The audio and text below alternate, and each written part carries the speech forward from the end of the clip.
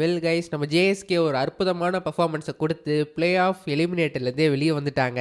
இது நம்ம எக்ஸ்பெக்ட் பண்ணது தான். பட் இங்கே என்ன ஹைலைட்னா, இந்த பர்டிகுலர் மேட்ச் ஜேஎஸ்கேல இருக்க பெரிய ப்ராப்ளத்தை ஹைலைட் பண்ணி காட்டிடுச்சு.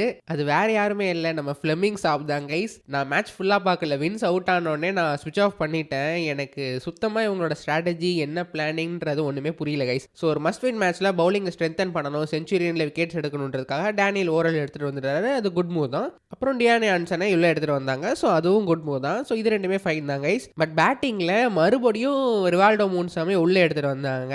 அதுக்கு பதிலாக ஒரு ஸ்டீவ் ஸ்டாக்கோ இல்லை ஜேரன் பேஷரோ யாரையாவது கூட போட்டிருக்கலாம். பட் பரவாயில்ல, ஓகே. ஸோ ஒரு மஸ்ட் வின் மேட்ச்சில் ப்ரெஷர் சுச்சுவேஷனில் ஒரு எக்ஸ்பீரியன்ஸ் பிளேயராக போகிறாங்கன்றதை வச்சுக்கலாம். ஓகே, நான் அதையும் விட்டுடுறேன். அப்போ கூட நான் மூன்சாமி வந்து மிடில் ஆர்டர்லேயோ இல்லை அந்த உமன்ஸ் லீக்ல டானியா பாட்டியா கடைசியாக 8ஆவதோ 10ஆவதோ 11ஆவதோ இறக்கிடுவாங்க டெல்லியில் ஆடும்போது. ஸோ அந்த மாதிரி நம்ம இறக்கிடுவோம்னு கூட நினச்சிட்டு இருந்தேன். பட் ஃபைன், அதுவும் நடக்கல.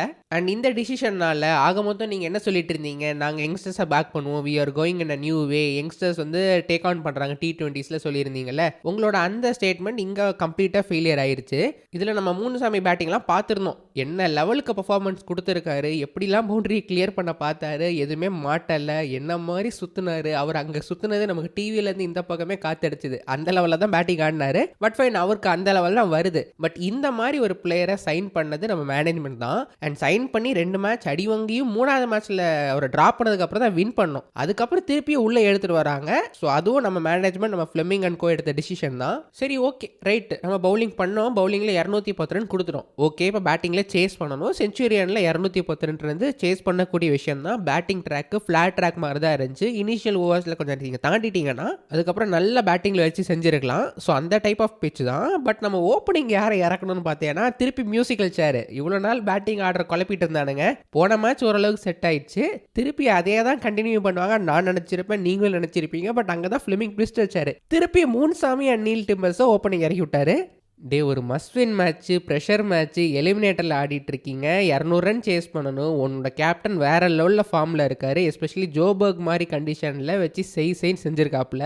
உன்னோட best batter and experience captain இவ்வளோ நாள் ஓப்பனிங்காக ஆடிட்டு இருந்தவரை ஓப்பனிங் இறக்காம அந்த 2 இன்எக்ஸ்பீரியன்ஸ் பிளேயர்ஸை முன்னாடி அனுப்பினேன். நீல் டிமஸ் தாராளமாக ஓப்பனிங் வரலாம், போன மேட்ச் நல்லா பண்ணியிருந்தாரு. ஸோ அதனால் அவர் ஓப்பனிங் இறக்கி இருக்கலாம். பட் அவரு கூட ஒரு எக்ஸ்பீரியன்ஸ் பிளேயரை பிளேர் பண்ணுறது தானே கரெக்டான ஸ்ட்ராட்டஜியாக இருந்திருக்கும். நம்மால் மூன்சாமி இறக்கி விட்டாரு.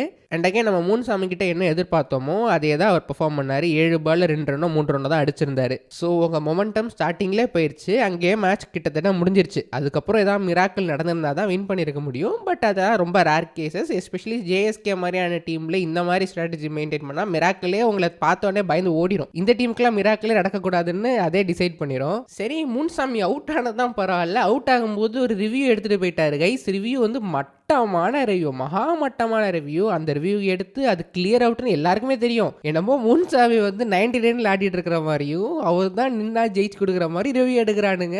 பேட்லேயே படலைன்னாது அந்த மூன்சாமி சொல்லிட்டு பேட்டில் படலடா, ரிவ்யூவே வேண்டாம், வேஸ்ட், நீங்கள் வச்சுக்கோங்கன்னு சொல்லணும். நம்மளால் அதையும் சொல்லலை. வின்ஸ் வந்து நீ எடுப்பான்னு தாராளமானு சொல்லிட்டு இருக்காப்புல. ஸோ அது மட்டமான ரிவ்யூ. இங்கே இந்த ரிவ்யூ வேஸ்ட் பண்ணனால அதுக்கப்புறம் லூயிஸ் டிப்ளைக்கு ஒரு not out guys, outside leg pitch ஆகி போகிறது, அதுக்கு போய் ரிவ்யூ எடுக்காமல் போயிட்டு இருக்கானுங்க. ஒரு ரிவ்யூ வேஸ்ட் ஆயிடுச்சேன்னு போயிட்டு இருக்கானுங்க.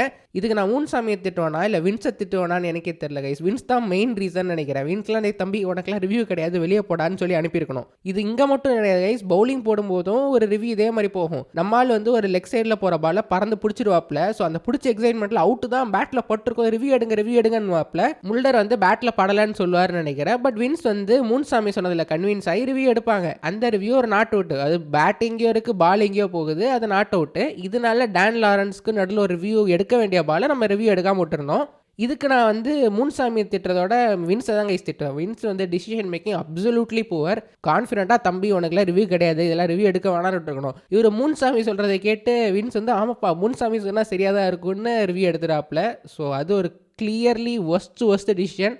ஸோ மூன்சாமி வந்தது மேட்ச்சில் டபுள் த டைம்ஸ் இல்லை ட்ரிபிள் த டைம்ஸ் நெட் நெகட்டிவாக அமைஞ்சு ஒரு தோக்க மெயின் ரீசனாக அமைஞ்சிருச்சு கைஸ். சரி, ஸ்டீவ் ஸ்டாக்கு லோக்கலில் ஒழுங்காக ஆடலை, ஃபார்ம்லே இல்லைன்னா அவர் ஆடாமல் வச்சுருந்தாங்க. பட் ஃபைன் தான் கைஸ். பட் மூன்சாமி விடவா மோசமாக ஆடுவார். சரி மற்ற ஏதாவது ஸ்பின் பிச்சு அதனால வாய்ப்பு கொடுக்கலன்னு சொல்லலாம். இதெல்லாம் ஃப்ளாட் ட்ராக் கைஸ். பால் 2 பால் பட்டுச்சுன்னா 2 6 போனால் ப்ரெஷர் தாராளமாக அந்த டீம் மேலே போயிடும். அண்ட் இத்தனைக்கும் கீப்பிங்கில் நீல் டிமர்ஸ் போன மேட்ச் சூப்பராக பண்ணியிருந்தாரு. தாஹிர் பால்ல ஒரு கேட்ச் கூட கண்டிப்பாக விக்கெட்டுன்னு சொல்லி கூட ரிவ்யூ எடுப்பார். ஸோ சூப்பராக கீப்பிங் பண்ணவர அவரை ஃபீல்டிங் அனுப்பி இவரை வீப்பிங் எடுத்து வந்து ஆக மொத்தம் எல்லாத்தையும் முடிச்சு விட்டுட்டாங்க இந்த மேட்ச்சில். சரி நான் கூட ஒரு ஓகே ஒரு 3 மெயின் பேட்டர்ஸ் வந்து இன்ஜுரினால போயிருக்காங்க. எந்த டீம்னாலும் ஸ்ட்ரகிள் பண்ணும். ப்ளஸ் ஜேஎஸ்கேன்றது ஆல்ரெடி ஸ்ட்ரகிள் பண்ண டீம் தானே. ஸோ கண்டிப்பாக ஸ்ட்ரகிள் பண்ணுவாங்கன்னு தான் நான் எக்ஸ்பெக்ட் பண்ணது. அட்லீஸ்ட் ஒரு 20% ஒரு 25% கொஞ்சம் பாவமாக தான் இருந்துச்சு. என்னடா நம்ம இன்ஜுரி ஆகிட்டே இருக்காங்க வருஷம் யாராவது ஒருத்தர் இன்ஜுரி ஆகி போறாருன்னு. பட் இந்த மேட்ச் பார்த்ததுக்கப்புறம் அந்த இருந்த 20% ரெஸ்பெக்டும் கம்ப்ளீட்டாக போயிருச்சு. நீங்கள் இருக்கிற டீமில் எப்படி பெஸ்ட் எடுத்துட்டு வரீங்கன்றதா உங்களோட கோச்சோட மெயின் ரோலாக இருக்கணும். உங்கள் டீமில் எல்லாருமே பெஸ்ட் ஸ்பாட்டில் ஆடுறீங்களா, எல்லாரோட பெஸ்ட்டை எடுத்துகிட்டு வரீங்கன்றதான் கோச்சோட ரோலாக இருக்குது. சிஎஸ்கேன்ற டீம் வந்து எப்பயுமே ரோல் கிளாரிட்டியில் சூப்பராக மெயின்டைன் பண்ணுவாங்க கைஸ். அதனால தான் டீம் கொஞ்சம் சுமாராக இருந்தாலும் ஓவரால் நீங்கள் எல்லாருமே அவங்களோட ரோலை பக்காவாக செய்யும்போது வேற லெவல் டீமாக வெளியே காட்டும். அதுதான் சிஎஸ்கேவோட மெயின் மந்த்ராவாக இருந்துச்சு. இந்த ஜேஎஸ்கே டீமில் ஒரு மண்ணாங்கட்டியும் கிடையாது கைஸ். நான் என்ன நினைக்கிறேன்னா சீட்டு குளிக்க போட்டுருவாங்க பிளேயர்ஸை. ஃப்ளெமிங் நான் எடுப்பார், எரிக் சிமெண்ட்ஸ் நீங்கள் ஒன்று எடுங்க, ஆல்வி போர்க்கல் நீங்கள் ஒன்று எடுங்க, ஓகே நீங்கள் 2 பேர் எடுக்கிறத இன்னைக்கு ஓப்பனர்னு சொல்லி அனுப்பிவிடுவாங்க போல.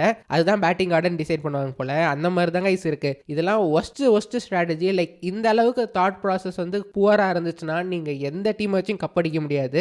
அண்ட் ஆல்ரெடி தாட் ப்ராசஸ் வந்து பிளேயர்ஸ் இன்னிங்ஸ்லேயே மகா மட்டமாக தான் இருக்குது. அப்போ இதிலெல்லாம் என்ன தோணுதுன்னா இவ்வளோ நாள் சிஎஸ்கே கிட்ட இந்த role clarity, thought process, players innings எல்லாமே தலை கிட்ட இருந்து மட்டும்தான் வந்துச்சா? அப்போ தலை இருந்தனால தான் நம்ம இவ்வளோ நல்லா பண்ணுவோமான்ற கொஷின் இருக்குது. எல்லா டீமுமே சூப்பராக எவால்வ் ஆகிட்டாங்க. பிரிட்டோரியா கேபிட்டல்ஸ் பாருங்களேன், பிரவிஸ் அவ்வளோ எடுத்தாலும் ஃபைனல்ஸ் போயிருக்கானுங்க. ஏன்னா அதுக்கான கீ ஸ்பாட்ஸில் ரூத்தர்ஃபோர்ட் இருந்தார். அதுக்கான ஒரு கிடியன் பீட்டர்ஸ்னு ஒரு லோக்கல் பவுலர் நல்லா பண்ணார். லுங்கி இங்கிடியன் சில மேட்ச் நல்லா பண்ணார். மகாராஜ் சில மேட்ச் நல்லா பண்ணாருன்னு கரெக்டாக கீ ஸ்பாட்ஸில் நல்ல பிளேஸில் வச்சுருக்காங்க. அந்த பிளேயர்ஸ் வந்து மேட்சை வின் பண்ணி கொடுத்துருக்காங்க. நம்ம இன்னும் வந்து ஒரு ரோல் கிளாரிட்டியே இல்லாமல் ஒரு டீம் நடத்தணும்னா டீம் கிட்ட இருந்து ஒன்றும் எக்ஸ்பெக்ட் பண்ண முடியாது.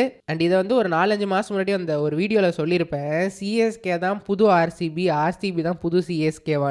கரண்ட் ஆர்சிபியில் என்ன பாருங்க கைஸ், போத் மென் அண்ட் உமன்ல செமையான ரோல் கிளாரிட்டி, செமையான பிளானிங், செமையான ஆக்ஷன் ஸ்ட்ராட்டஜி எல்லாமே செமையாக 100% பக்காவாக செஞ்சுட்டு இருக்காங்க. அதனால தான் ஒரு லாஸ்ட் 2-3 இயர்ஸாக சூப்பராக பண்ணிட்டு இருக்காங்க. டேட்டாவை நல்லா நம்புறாங்க, டேட்டா என்ன சொல்லுதோ அதுபடி டீம் எடுக்கிறாங்கன்னு எல்லாமே பெர்ஃபெக்டாக செய்கிறாங்க. நம்ம வந்து 2020 முன்னாடி இருந்த ஆர்சிபி தான், மைக்கஸுக்கு முன்னாடி இருந்த ஆர்சிபியில் என்னெல்லாம் பண்ணாங்களோ அதையே தான் ரிப்பீட் பண்ணிட்டு இருக்கோம். பிளேயர் நேம்ஸ் வச்சு சைன் பண்ணுறது, இன்னைக்கு ஒருத்தர் பேட்டிங் ஆடுவார், நாளைக்கு வெளியே போவார், திருப்பி நாளைக்கு ஒருத்தர் உள்ள வருவார், அடுத்த மேட்சே வெளியே போவார், பேட்டிங் ஆர்டர் சேஞ்சுன்னு இஷ்டத்துக்கு என்னமோ பண்ணிட்டு இருக்காங்க. ஸோ இந்த மாதிரிலாம் பண்ணால் என்ன பிரச்சனைனா இதே ஆள் தான் எம்எல்சிக்கும் வருவார், சிஎஸ்கேக்கும் வருவார். அங்கேயும் இதே மாதிரி கண்டினியூ ஆச்சுன்னா ரொம்ப ரொம்ப கஷ்டம் கைஸ். எனிவேஸ் கைஸ், யாராவது ஃபுல் மேட்ச் பார்த்துருந்தீங்கன்னா உங்களுக்கு பெரிய பெரிய ரெஸ்பெக்ட் கொடுத்தே ஆகணும். நல்லா வெறுத்து போய் போடா இதுக்கடா தூக்கத்தை நான் கெடுத்து விடணும்னு சொல்லிட்டு தூக்கிட்டேன் கைஸ். அந்த அளவுக்கு மட்டமாக பண்ணியிருந்தானுங்க, வெறுத்துட்டேன் மேட்ச் பார்க்கவே. ஸோ நீங்கள் மேட்ச் பார்த்தீங்களா? உங்களோட கமெண்ட்ஸ் என்னன்றதை மறக்காம கீழே மென்ஷன் பண்ணுங்க கைஸ். அண்ட் உங்களை பொறுத்தவரை ஃப்ளெமிங் கண்டினியூ பண்ணணுமா, ஃப்ளெமிங் 3 சாமி எடுத்தது ரைட்டா, அந்த கால் பற்றி என்ன நினைக்கிறீங்கன்றதையும் கீழே மென்ஷன் பண்ணுங்க guys. So thank you so much for வாட்சிங் வீடியோ. வீடியோ பிடிச்சி நான் மறக்காம லைக் பண்ணுங்க, சேனலுக்கு சப்ஸ்கிரைப் பண்ணுங்க, உங்களோட ஃப்ரெண்ட்ஸ்க்கு ஷேர் பண்ணி விட்டுருங்க, ஹை பட்டனை தட்டி விட்டுருங்க. அடுத்த வீடியோவில் பார்ப்போம். தேங்க்யூ ஸோ மச் ஃபார் வாட்சிங். Again take care, bye by.